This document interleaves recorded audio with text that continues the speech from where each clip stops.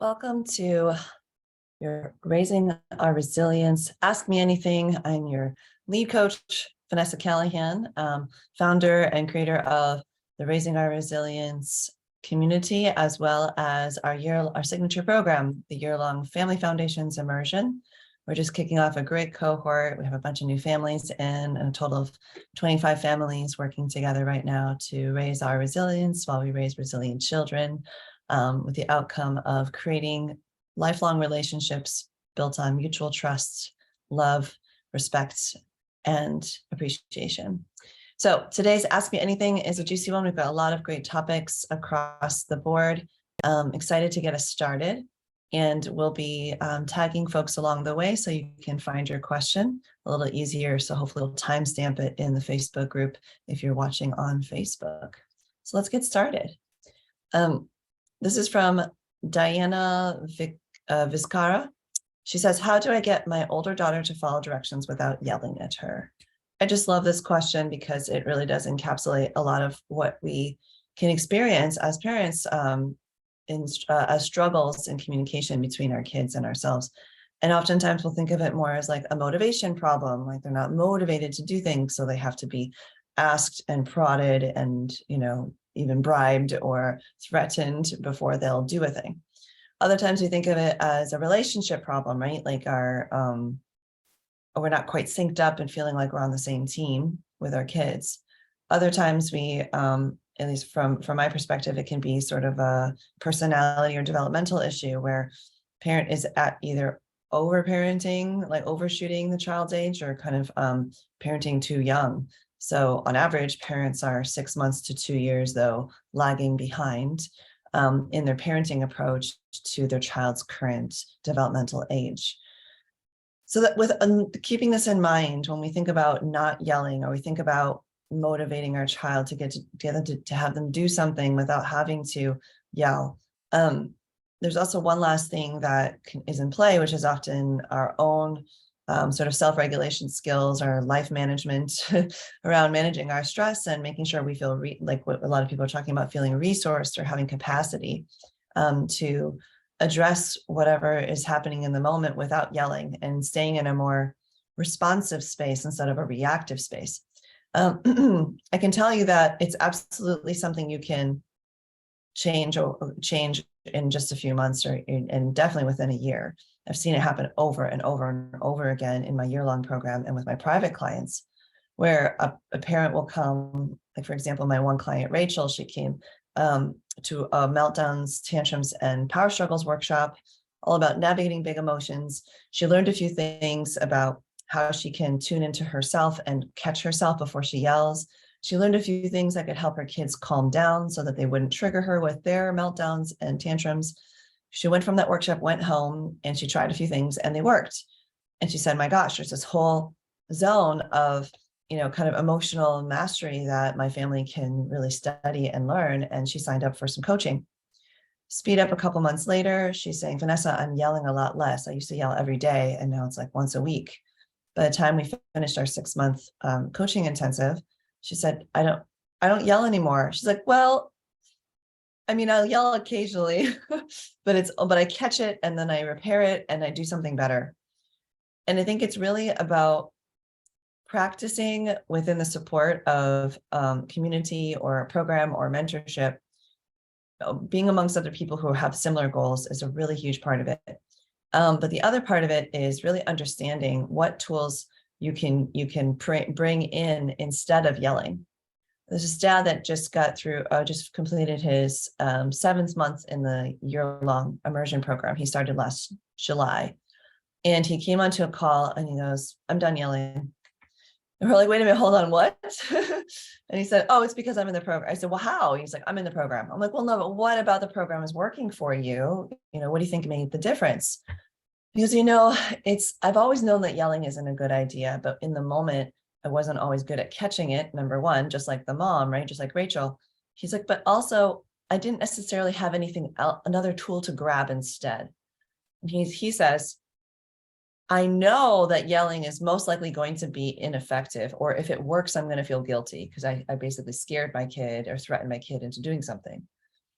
But I should say, and since I know it's ineffective, I might as well at least try one of these two, like the 2 or 3 tools that come to mind that I've learned through your program, right? That like tools like how to model emotion coaching and kind of calm yourself down, or lightening up and bringing in some humor, or redirecting attention to take a break from whatever's triggering everybody, and then refocusing your attention back on what's happening when you're in a calmer state.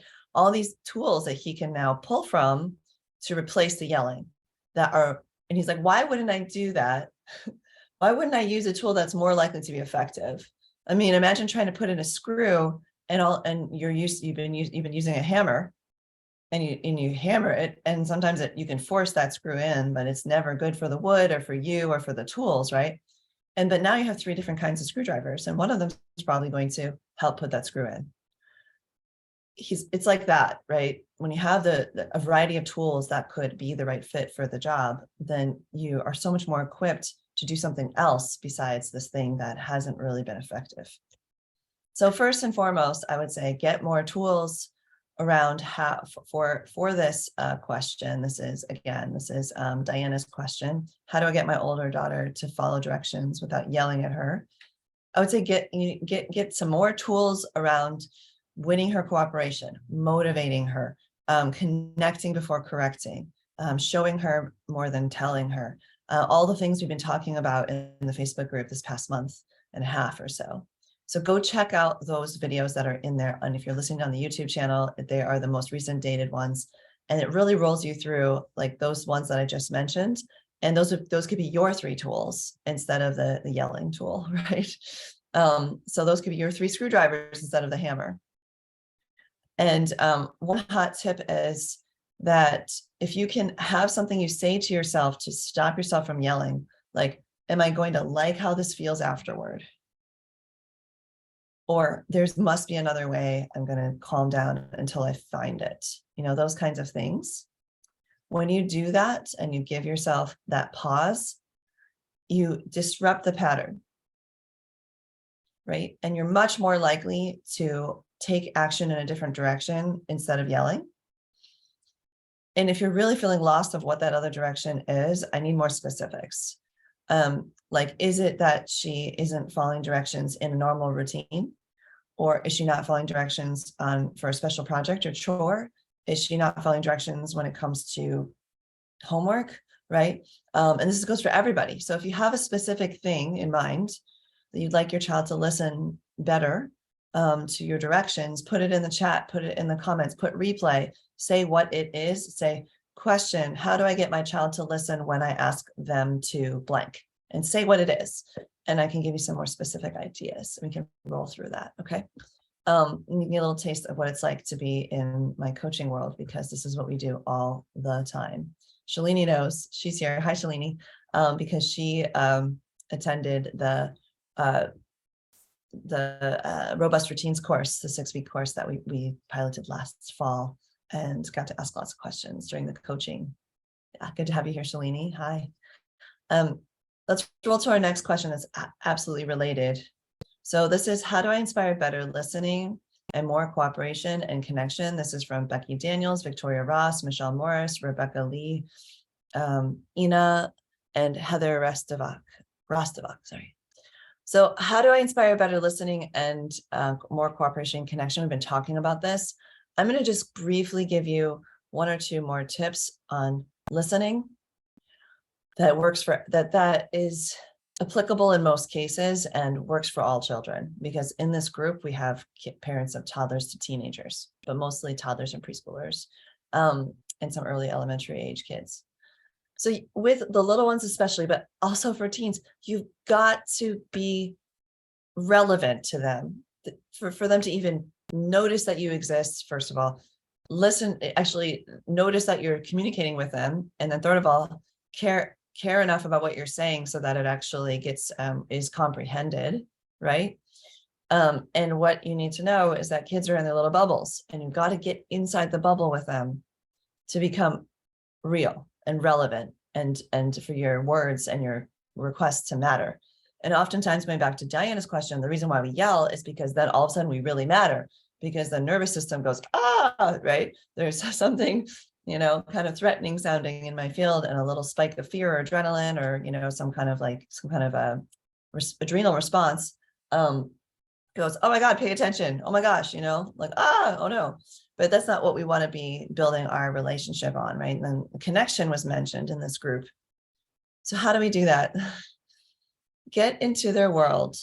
Whatever their little bubble is, get in there. So let's say a child is really focused on an insect that they found. Get curious about the insect. Go look at it too. Now, this doesn't mean we fall into hours of endless play where we have to be they're now in charge and you don't have any requests anymore. A lot of us are afraid that if we give into what a child is paying attention to, that we're going to feed into the idea that they get to control what happens next. But that's not necessarily true. So when you get into their world, it's to make sure though that you matter, because brain activity is literally creating a funnel, like a tunnel, I should say. And then they have all these blind spots outside of what they're focusing on. And if you're not in the tunnel of their focus right now, then you don't matter. And it's hard to explain, like within that bubble, right? It's hard to explain how intense this is for kids, but they are like neurologically wired to completely be focused on what's in front of them, or what's internally populating their imagination kind of whiteboard. And you got to get in there with them. So some ways to get in there would be pay attention to what they're paying attention to, ask questions that are open-ended, so they have to actually think about their response and explain back to you. You don't just say, is that a bug? You could say, I wonder what kind of bug that is. What do you think?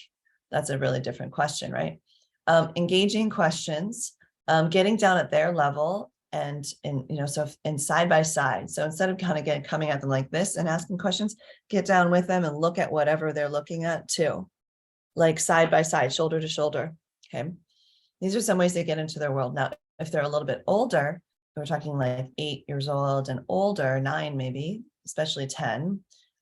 It may not be as important to get so physically aligned with them and down at their level. What might be more important is that you have been practicing over time, asking open-ended questions and being curious about whatever their current obsession is, whatever they're currently into.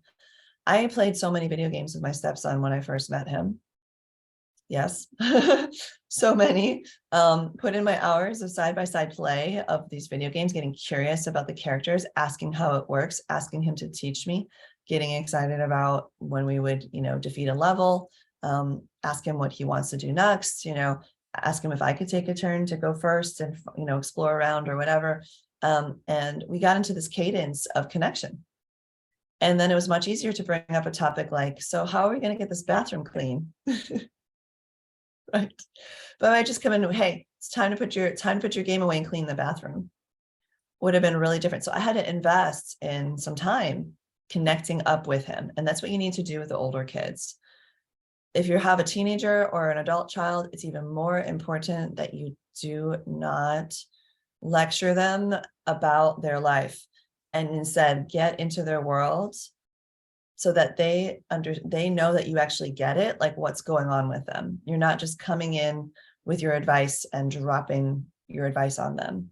So the worst thing that a teenager or a tween or an adult child can say is, you don't get it, which means basically you haven't been paying enough attention or understand enough about what I'm going through for you to be a trusted confidant or trusted problem solver or teammate in my life right now. And that's really hard to hear. But if you hear it, pay attention and think about how you might want to change your approach. I'll give you an example. I have a client who has an adult child, and we've been working together for about 5 months. She signed up for 6 months of intensive coaching and has been doing beautiful work on herself. And one of the things that she's done is she's really mastered she's mastering, I should say, the question, how to ask a question that's not actually a hidden piece of advice. Here's the difference. Don't you think it'd be a good idea to start putting in some job applications? What is she saying? I think you should be putting in job applications. It's not a real question. I mean, it's a question, it's framed as a question, but it's not a real open-ended, engaging question. A different question could be, or first would be like a different kind of process. So I've been noticing that right? Like I've been noticing that you've been spending a lot of time playing your sport. And I'm curious how it's been going to make time for other things. Like I know you are interested in your job search and other kinds of things. How has that been going for you? What a great question. Like, don't you feel more respected too? Like if someone were to say, how come you're not, or why, I think, don't you think you should? It's such a different question than how is it going with this thing that you said you really wanted? I'm so curious. Then you might feel more welcome, right? To open up. And what all we want is for our older children and teenagers and adults to open up. Because once they feel comfortable opening up, then you have even the remote chance of getting it. Now, you may still not get it really at the end of the day. And when you don't, be honest. Honey, I will never understand what it's like to be a queer teenager. Honey, I will never understand what it's like to be Black. Like if you have a mixed race kid, right? And you're not Black. Honey, I will never understand what it's like to be a girl if you're a man, for example, right? And I'm going to try my best to get it so I can be here for you. Oh my gosh, I can't even tell you how much that would change things. So I'm giving you a nice range here. And sometimes these things can go younger or older. So just kind of check them all out. But notice how in none of these cases does it say, yell at your kid. These are some tools that you can pick up instead, just like the videos we've been sharing lately. Yeah. The tools we've been sharing in the latest videos. So please feel free to peruse through them. Again, I'm just telling you, like if they're short, they're easy. Grab some tools from the motivation pieces we've been sharing with you since the beginning of the year. Okay. Shalini's here. It says one-on-one time works. They are in the mood to give, receive, and learn. It's much more receptive to newer messages. Yeah. And sermonizing did not work is what she said. Yes, you were right. Yeah. And I just have so much compassion for parents who are in that pattern of lecturing, sermonizing, advising, guiding, because oftentimes not only is that the model we grew up with, but that's also the model of a good parent is one who's like always, in this advisory position and helping kids like understand big life lessons. I think it's very dramatized on television shows as well. But honestly, mostly they need good company in their journey and know that you're paying attention and that you love them. And that is what these pieces are doing. They're these tools to help us get into a different habit, a new habit set of connection, of them building that mutual trust and respect, and eventually appreciation, and then really feeling your love through that. Okay. All right. This is beautiful.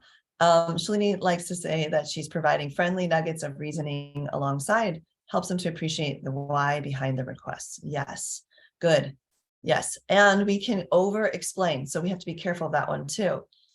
That's why you said friendly nuggets of reasoning. Nuggets. I love that, Shalini. So good. I've had a parent say, but I've explained it to him 100 times why he needs to blank, but he still doesn't do it. I was like, okay, so you've worn that one out. Do you think he probably knows the reason why this request exists by this point? And the dad's like, yeah. It's like, right. So it's like, it's not just comprehension that leads to motivation. Sometimes kids need other kinds of structure and guidance. And that's why we spend a whole 3-day weekend in my year-long program just on motivation strategies from the iCare model of motivation. And we spend 2 other months too on motivation techniques for ourselves and for our kids to become self-motivated, so that they can figure out like, why don't I know I'm supposed to do this is the question, right? I know I'm supposed to do this. Why am I not doing it? Am I bored? Is there a skill gap here? Do I need somebody to do it with me for a while? Right? You start to problem solve motivation instead of saying, don't want to. Ignore, avoid, right?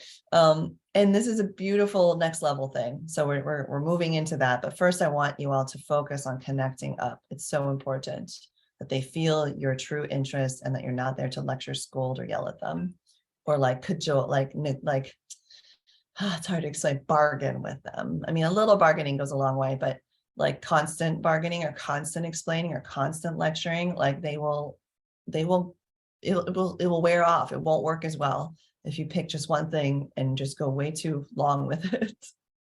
So watch out for those patterns and mix it up. Try like 2-3 different things.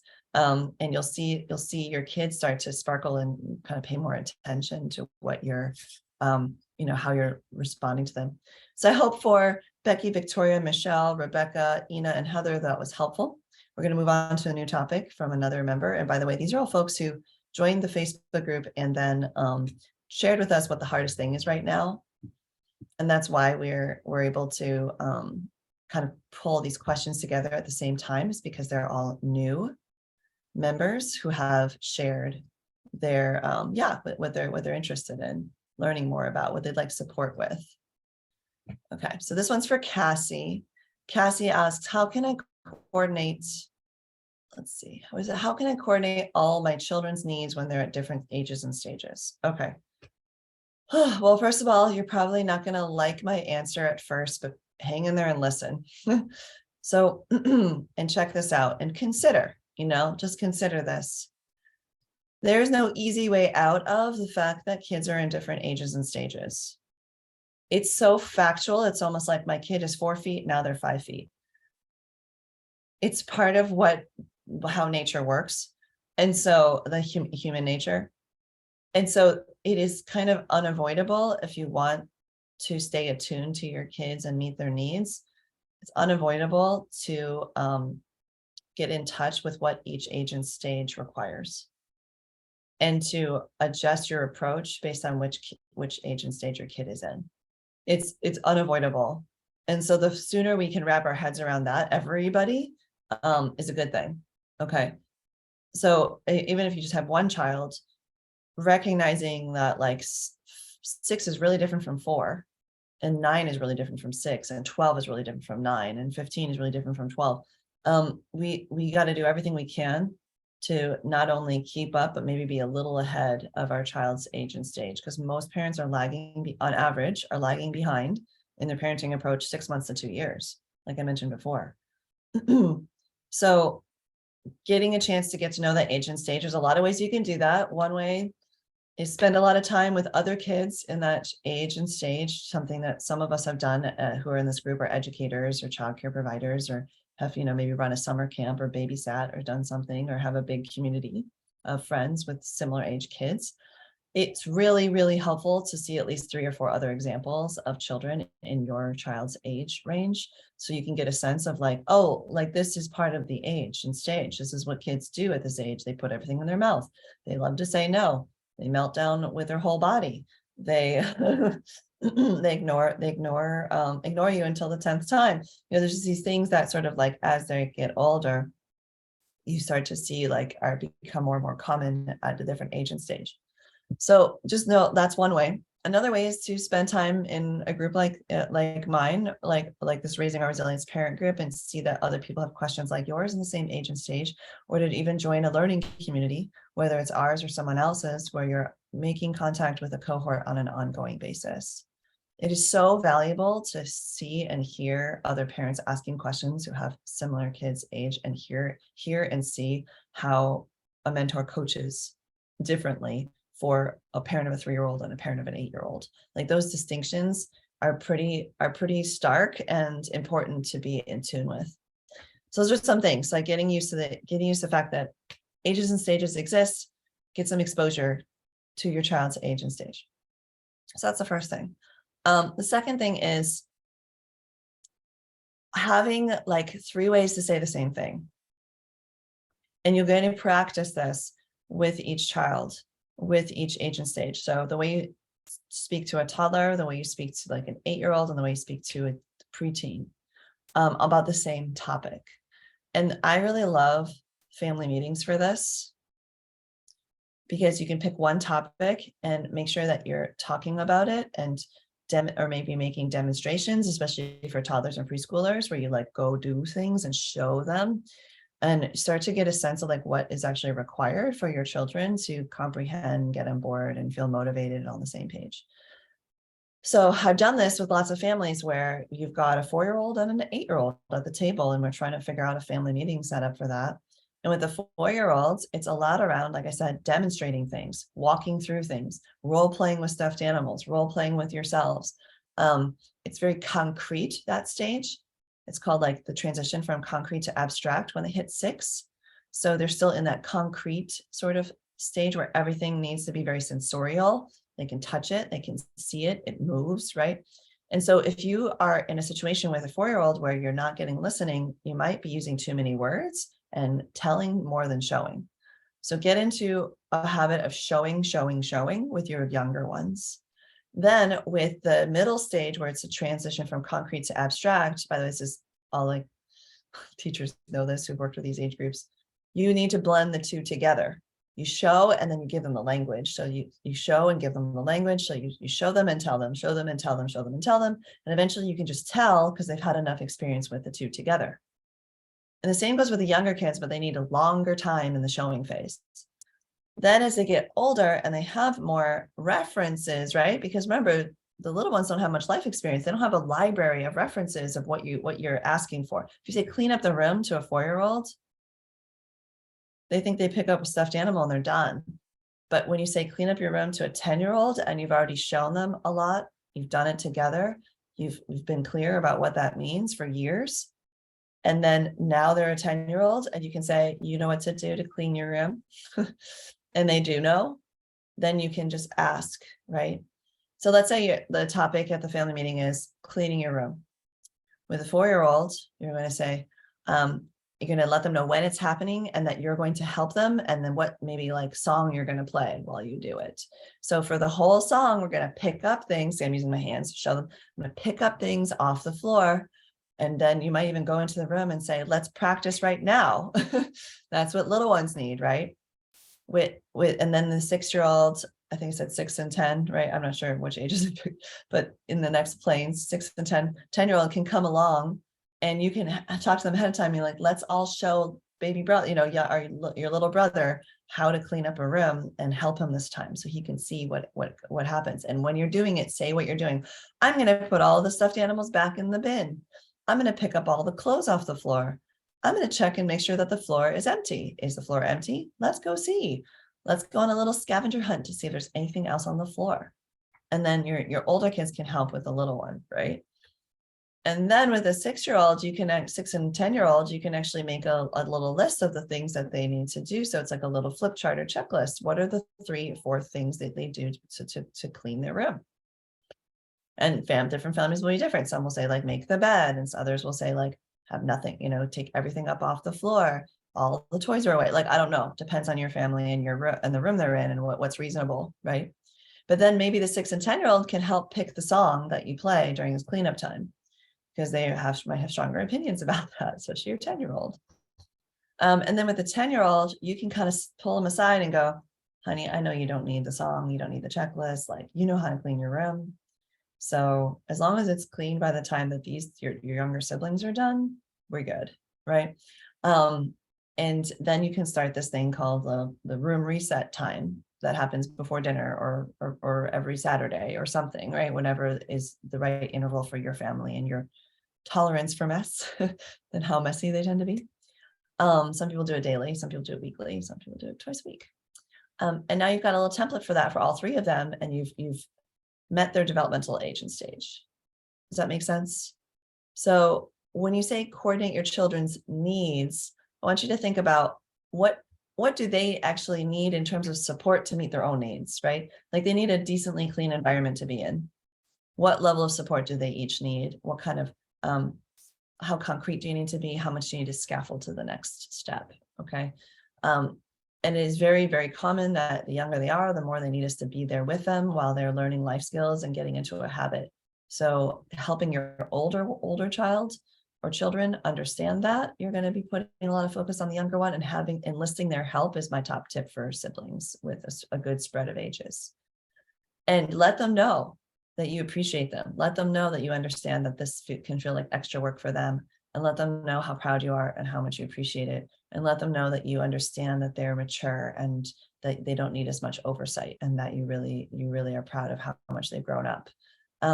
Give them a lot in that, especially in the early part of establishing their role in the habit, and help them see their siblings like they're proud of them, like they have some ownership over their younger siblings' development. Now, if all of this seems like out of reach, like that's, oh my gosh, this is like, I can't imagine myself getting there. I want to tell you the good news from the other side of walking through families for 6 months, a year, 2 years. I have some clients that work with me for 3 years. The changes that are possible over time. If you put attention on this, like anything, whatever you put attention on grows.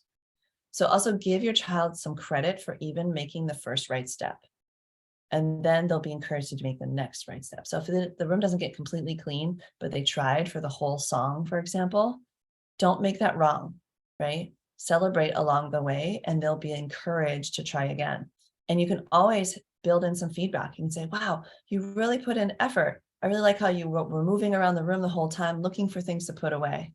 And you can wonder out loud, I wonder how we can get the whole job done next time. Maybe we should try something new. What do you think, right? Or I'm excited to see how much you can do next time. I bet you could even get most of the things off the floor next time. And then maybe they'll say, we need 2 songs. And you're like, yes, right? They want to clean twice as long and get the job done. Awesome, right?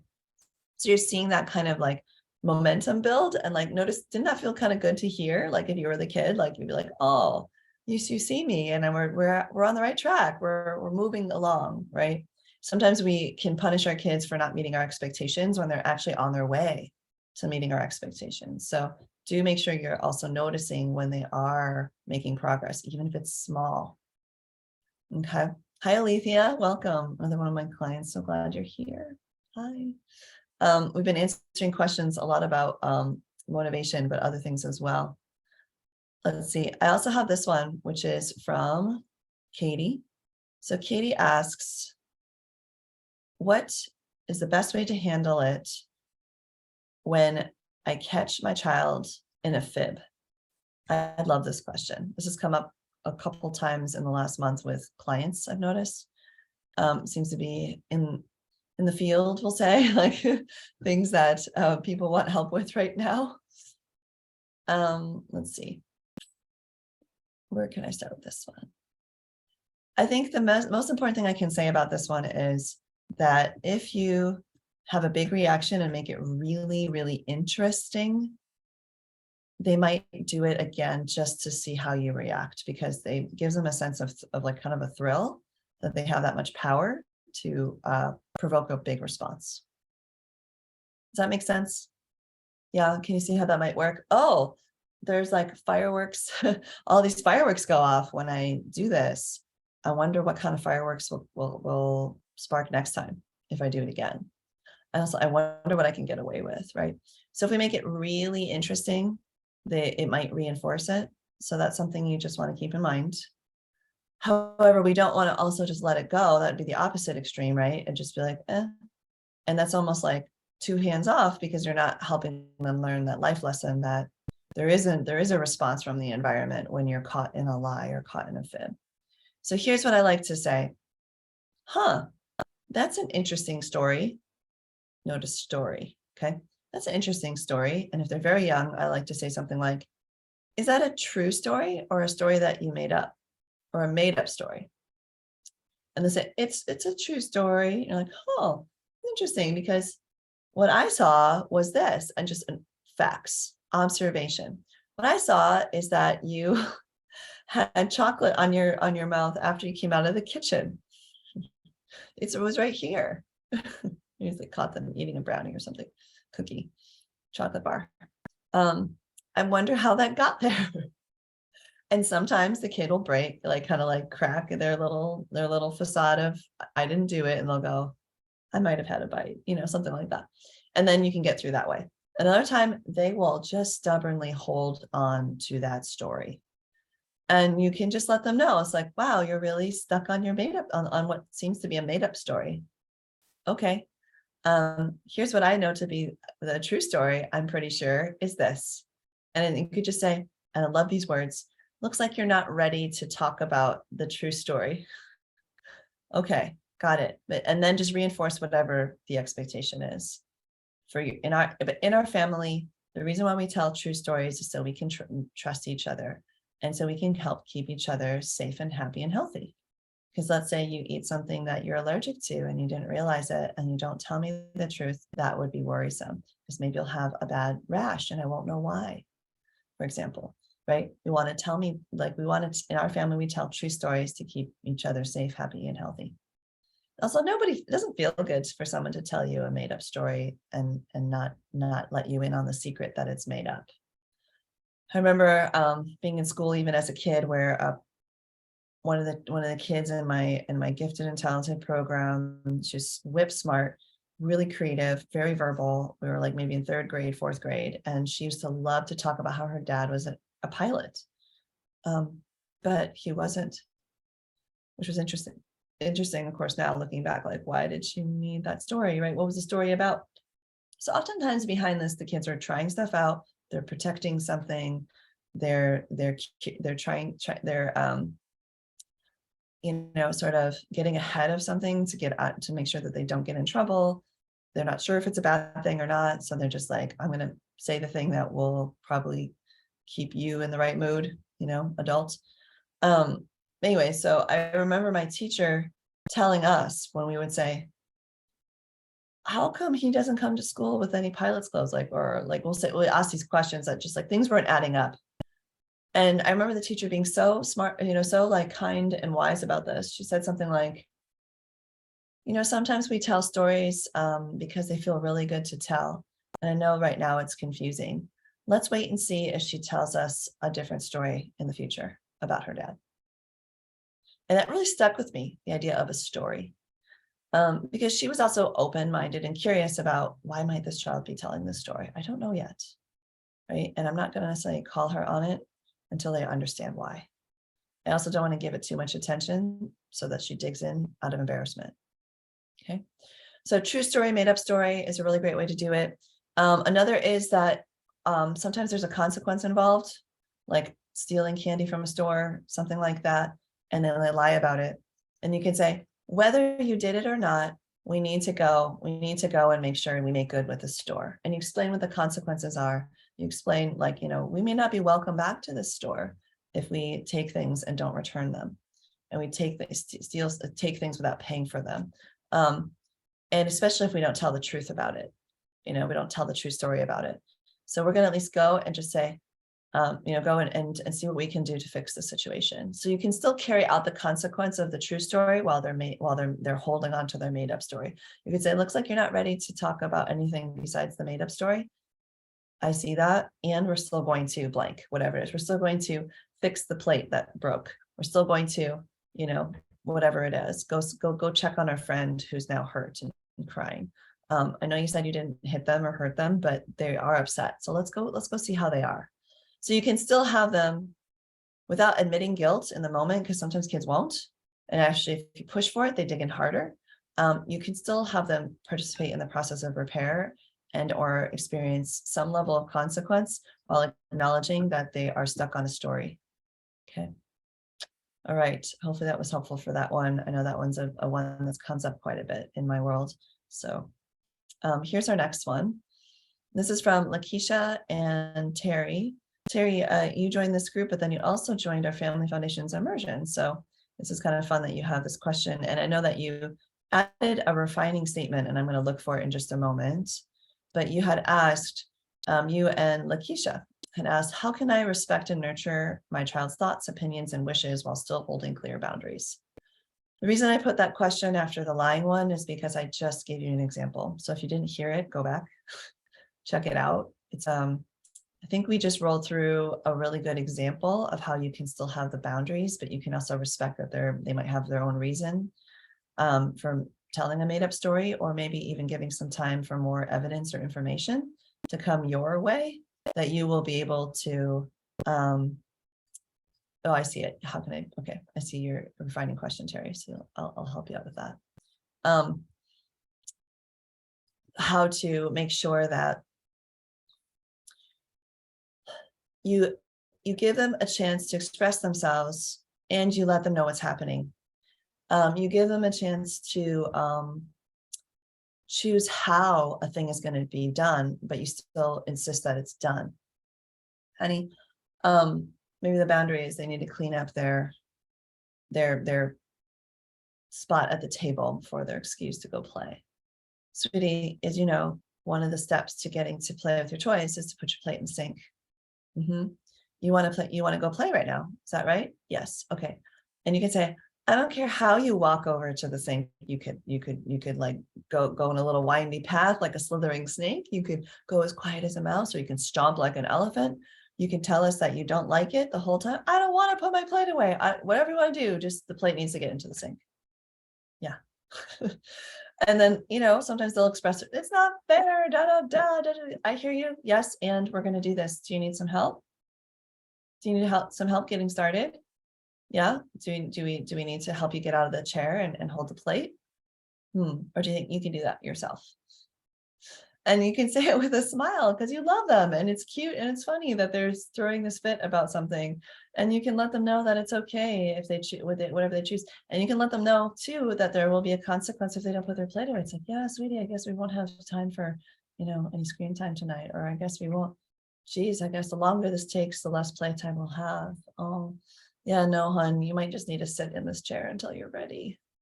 That means up to you. You could just put the plate away and you can go play. Or you're going to have to just be sitting here until you're ready. Oh, you don't want to sit? Okay, it looks like you're sitting on mom's lap. Yeah. Oh, that's too bad. Yeah. And it's like, maybe you'll make a different choice. Would you like to go and play? Okay, then put the plate away. Let's see if we can make it a fun way. And then you can also switch out with another parent if there's another caregiver, if you have a nanny or another caregiver. You can ignore it for a little while and come back to it. There's a lot of ways to deal with like the stubbornness in the moment. But what I would say is like, you can absolutely bring these things together. You 100% can. And I think it's always about making sure that and this is a high level tip that I always tell my clients, we spend 2 months on setting limits in our year-long immersion, for example, setting limits and reinforcing boundaries and creating those healthy boundaries. Make sure you know ahead of time what your child does and does not have influence over. Like maybe they don't have an influence on whether or not they put the plate away, but they can't have an influence. They do have an influence on how they put it away or when. Or like they may have a bigger window, which like, as long as that plate is in the sink before bedtime, it's fine. Whatever you decide is their range of influence.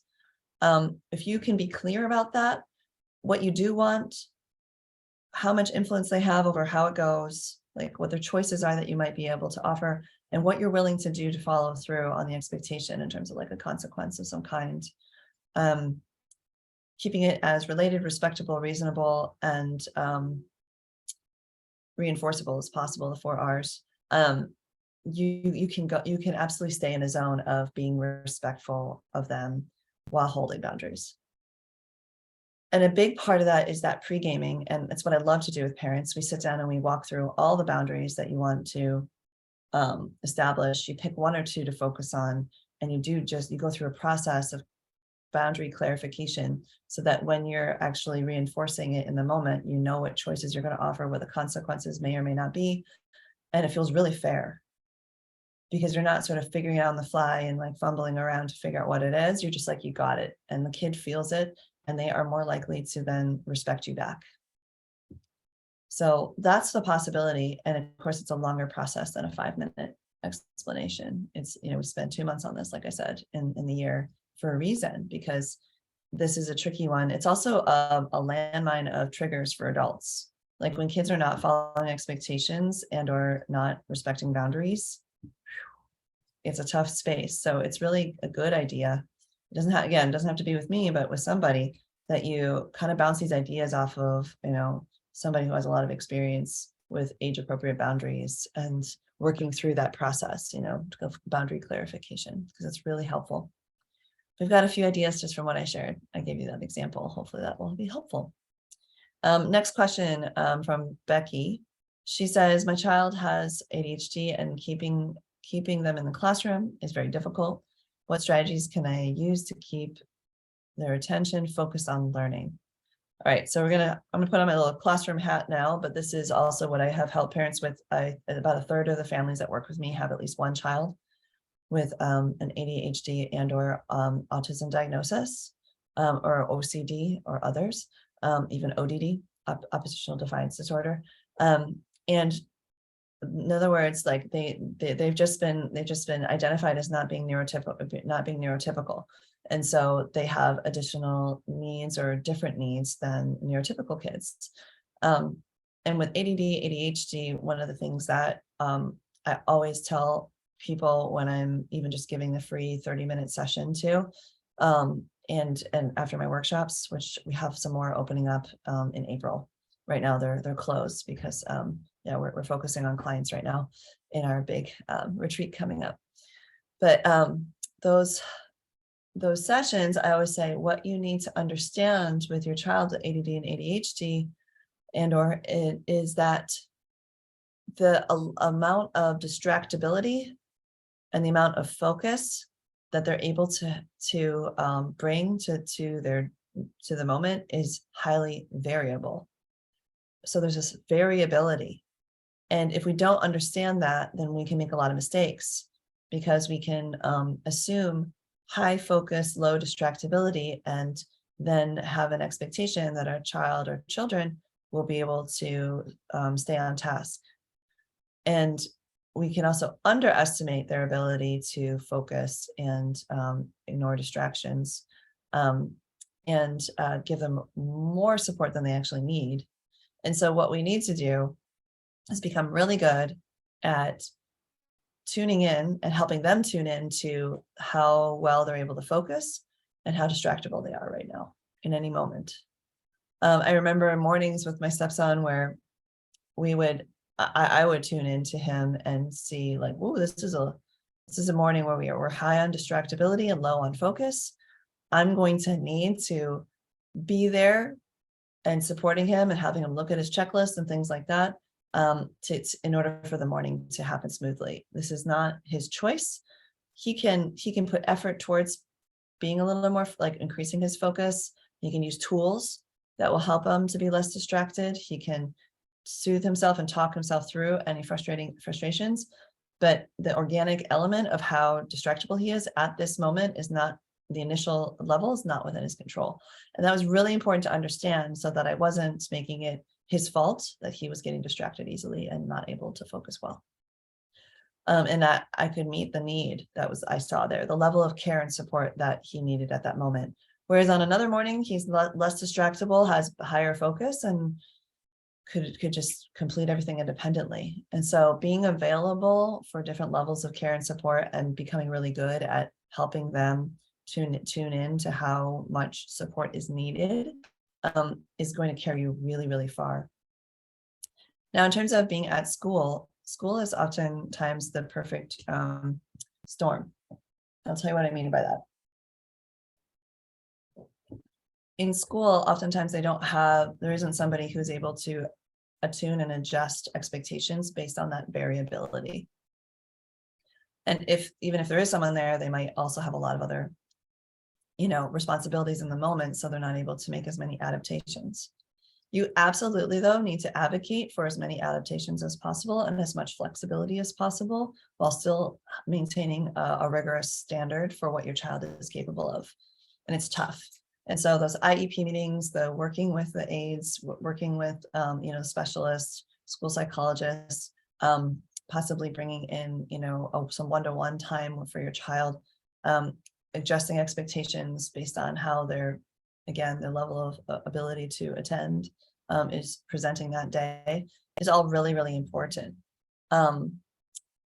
She can also practice those tools in time outside of class. So I've seen some of my students really have success when they work with learning specialists outside of school who have specialties or expertise in executive functioning, because a lot of, like I mentioned, checklists, I mentioned a person being there, prompting, I mentioned, doing a self-assessment, like all those things can happen within a one-on-one context too. But it's also helpful for parents to have support and guidance on that. So if you're not getting that through your health insurance provider or through the school, you might also need to hire somebody, like a coach or mentor or advocate to help you navigate that whole situation and to get your own skill level up.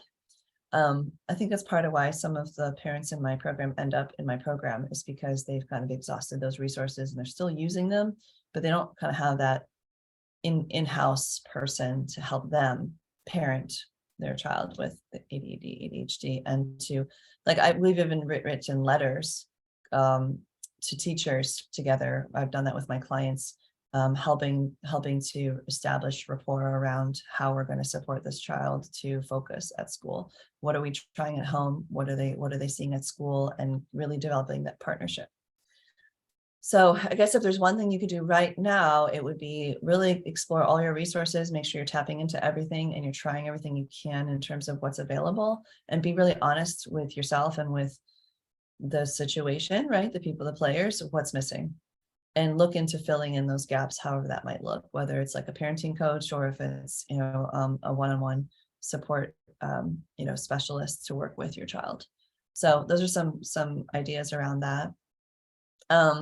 And it doesn't, like, finding tools doesn't need to be the hard part, right? Because there's a lot of great stuff out there. What can be challenging is getting your child on board with using them and helping them acclimate to it and be motivated to use them. And that's where people like me are really helpful, because we really know how to help parents and kids kind of align with using certain tools that support executive functioning and or motivate them and help them deal with the emotions that come up. Okay. All right. Hopefully that's helpful for you. Becky, so glad you asked that question. I know lots of folks in the group also are curious about how to support their child or children with that specific diagnosis and challenge. I've got 2 more topics, friends. We're going to roll through really quickly here, but meaningfully, powerfully, hopefully. We've got Anna Brennan Land and Jessica Shaw asking some questions about how they are going to balance it all: work, kids, routine, and activities. That's mostly from Jessica. But then Anna, has a similar question, which is, I'm exhausted.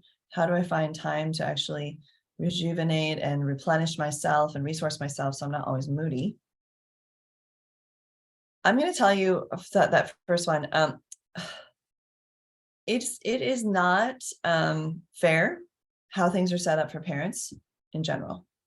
We're expected to know how to do so many things with no training, no mentor, no like cohort of other students and folks who are learning how to do these things alongside us.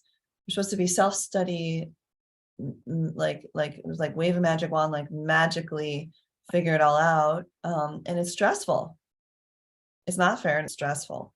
And I just want to acknowledge that, because it's often there's this myth out there that parents should just like figure it out as they go and know what to do with one of the hardest jobs on the planet.